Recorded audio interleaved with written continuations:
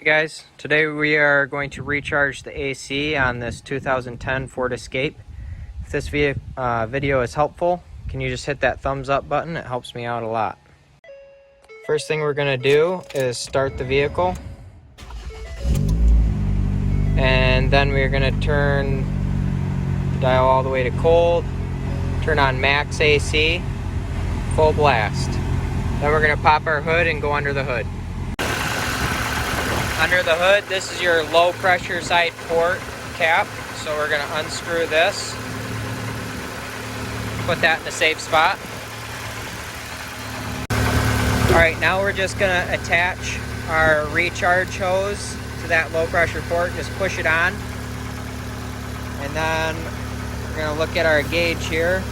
Squeeze the trigger and start oscillating the can back and forth.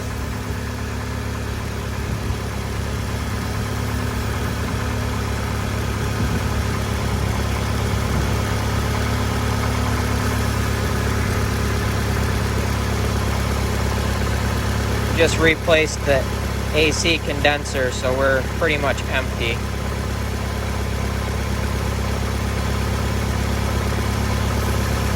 So what you're going to want to see is that needle be up there in the green. See it go up there. The compressor just kicked on. The compressor just kicked back off. Now the pressure's rising a little bit. There it goes back up, compressor's off, kicks back on.